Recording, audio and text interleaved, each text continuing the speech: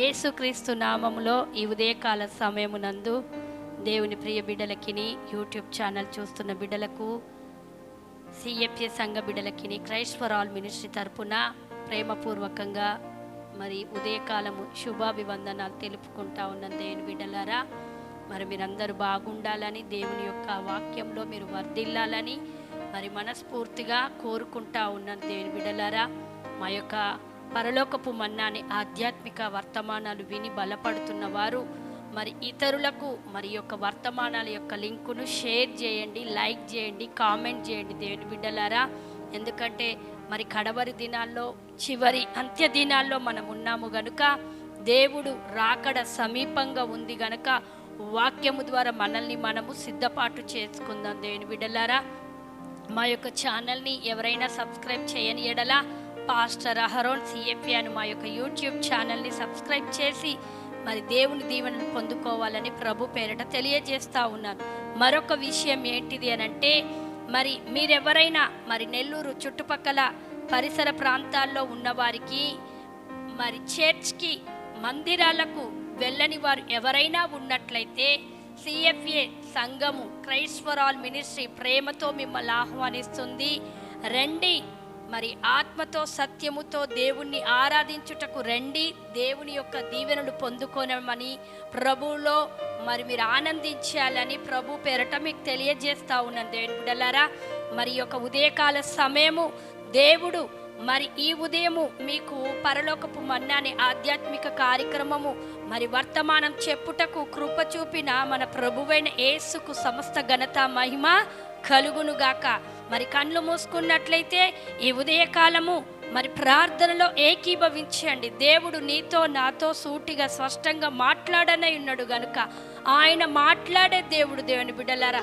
నీ హృదయము తెరిచి, నీ మనస్సు తెరిచి నాతో ఈ ఉదయకాలము మాట్లాడు ప్రభువాని నువ్వు అడిగే నీ యొక్క మనవిని అంగీకరించే దేవుడు. హల్లెలూయా. కళ్ళు మూసుకున్నట్లయితే ప్రార్థనలో ముందుకెళ్దాం దేవుని బిడ్డలారా. పరిశుద్ధుడా, ప్రేమ కలిగిన దేవా, నమ్మకమైన దేవా, నీ పరిశుద్ధ హస్తాలకి అయ్యా వీక్షిస్తున్న బిడ్డలందరినీ సమర్పిస్తున్నాను. నిలబడి ఉన్న నన్ను నీ స్వాధీనంలో ఉంచుకొనండి ప్రభువా. మాతో మీరు మాట్లాడండి నాయన. ఏ ఉదయకాలము నా తండ్రి నీ పరలోకపు మన్నానే వాక్కు ద్వారా మమ్మల్ని దర్శించండి, నిలబెట్టండి నీ వాక్కు ద్వారా. అయ్యా వారి జీవితాల్లో స్వస్థత కార్యము, రక్షణ కార్యము, అద్భుతాలు అయ్యా నీ మేలులు పొందుకునే రీతిగా అయ్యా మీరు మాట్లాడి నడిపించి బలపరిచి సాతాను క్రియలను లయపరచమని యేసు క్రీస్తు నామములో అడిగి వేడుకొని ప్రార్థన చేస్తున్నాం మా తండ్రి. ఆమేన్, ఆమేన్, ఆమేన్. దేవి నామానికి మహిమ కలుగునుగాక. మరి పరిశుద్ధ లేఖన గ్రంథములో నుండి మరి ప్రసంగి రాసినటువంటి మరి ప్రసంగి గ్రంథము 10వ అధ్యాయము 1వ వచనం. ప్రసంగి గ్రంథము 10వ అధ్యాయము 1వ వచనం. బుక్కవాని తైలములో చచ్చిన ఈగలు పడుట చేత అది చెడు వాసన కొట్టును. కొంచెము బుద్ధిహీనత త్రాసులో ఉంచిన ఎడల జ్ఞానమును ఘనతను తేలగొట్టును. మరొక్కసారి, బుక్కవాని తైలములో చచ్చిన ఈగలు పడుట చేత అది చెడు వాసన కొట్టును. కొంచెము బుద్ధిహీనత త్రాసులో ఉంచిన ఎడల జ్ఞానమును, హల్లెలూయా, ఘనతను, హల్లెలూయా, మరి తేలగొట్టునని దేవుని లేఖనం సెలవిస్తుంది. బుక్కవాని తైలములో అంటే అర్థం ఏంటిది అనంటే, మరి ఇప్పుడైతే మిషన్స్ ద్వారా మరి తైలము, మరి పర్ఫ్యూమ్స్, సెంట్లు మరి తయారు చేయడం జరుగుతుంది. అలనాడు పాత నిబంధన కాలములో మరి క్రీస్తుకు పూర్వములో మరి ఎటువంటి మరి తైలాలంటే స్వయంగా చేతితోనే గానుగలలో నుండి తైలాన్ని తీసేవారండి. మరి అప్పుడు చేస్తున్నప్పుడు ఆ యొక్క తైలములో మరి ఈగ పడిందనుకోండి, ఏ ఈగ? చచ్చిన ఈగ పడితేనంట ఆ తైలం అంతా కూడా ఏమైపోతుందంటే బ్యాడ్ స్మెల్గా వస్తుందట. హల్లెలూయా.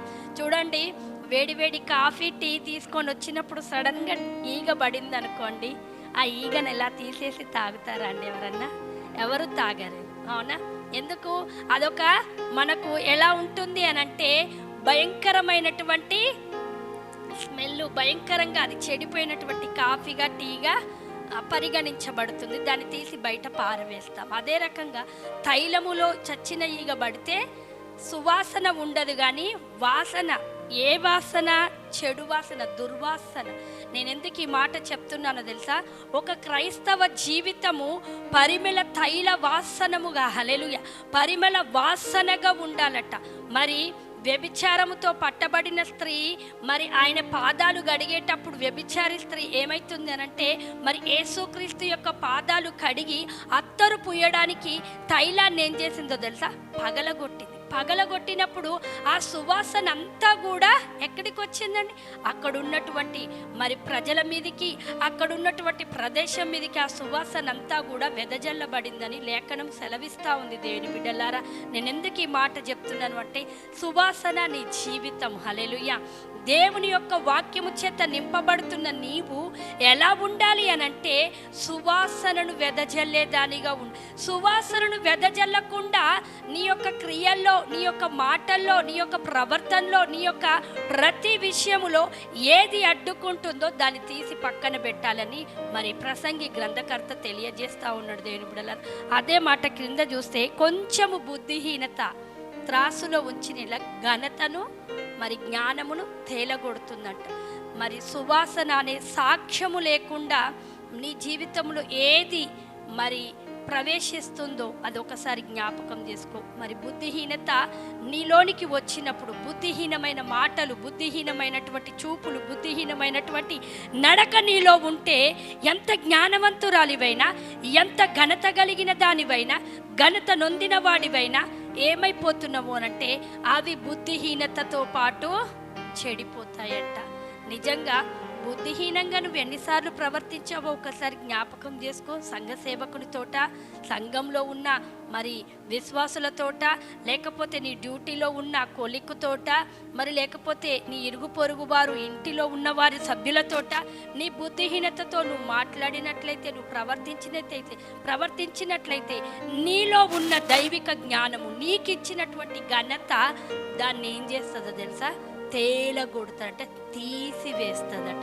తాసులో మనం ఒక వస్తువు పెట్టి దానికి దగ్గ ఒక వస్తువుని పెట్టినప్పుడు రెండు సమానంగా ఉంటాయి. ఒకటి ఎక్కువ తక్కువ ఉన్న తాసు నిలబడు. అదే రకంగా దేవుడు అంటా ఉన్నాడు, నీ జ్ఞానము, నీ ఘనత, నీ సువాసన, నీ పరిమళ వాసననిచ్చే సాక్ష్యము రావాలి అనంటే బుద్ధిహీనమైన పనులు చేయకూడదు. బుద్ధిహీనత కలిగినటువంటి చెడు నడత నువ్వు నడవకూడదు.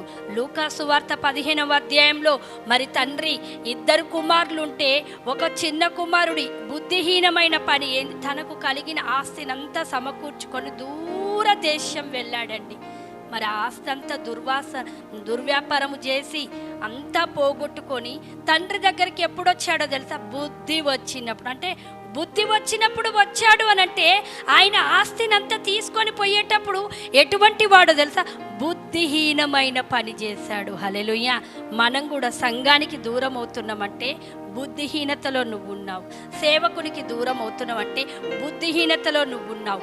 వాక్యం చదవట్లేదంటే బుద్ధిహీనమైన పని చేస్తున్నావు. ప్రార్థన నువ్వు చేయట్లేదు అంటే బుద్ధిహీనమైనటువంటి మరి ప్రవర్తనతో నువ్వు లోకంలో కలిసిపోతున్నావని ఏ ఉదయకాలం దేవుడు నీతోనే మాట్లాడుతూ ఉన్నాడు. ప్రియ సహోదరి సహోదరుడా, నీవెక్కడున్నాను సరే బుద్ధిహీనమైనటువంటి లోక సంబంధమైన మాటలతో, ముచ్చట్లో, వ్యక్తులతో నువ్వు కలిసిపోతే నువ్వు బుద్ధిహీనంగానే మార్చబడతావని మరి దేవుడు ఈరోజు నీతో మాట్లాడి నిన్ను హెచ్చరిస్తూ మరి ప్రేమిస్తూ ముందుకు నడిపిస్తూ ఉన్నాడు. ప్రియ సహోదరి సహోదరుడా, బుద్ధిహీనమైనటువంటి పనులు, కార్యాలు ఒకవేళ నువ్వు చేసి దేవుని ఆశీర్వాదాలు, దేవుని దీవెనలు, దేవుని స్వస్థత నువ్వు పొందుకోలేకపోతే ఈ క్షణమే ఆ బుద్ధిహీనతను దేవుని సన్నిధిలో విడిచిపెడితే దేవుడు దైవికమైన జ్ఞానము చేత నింపును. హల్లెలూయా. దేవుడు తన ఘనత చేత నిన్ను నింపును. హల్లెలూయా.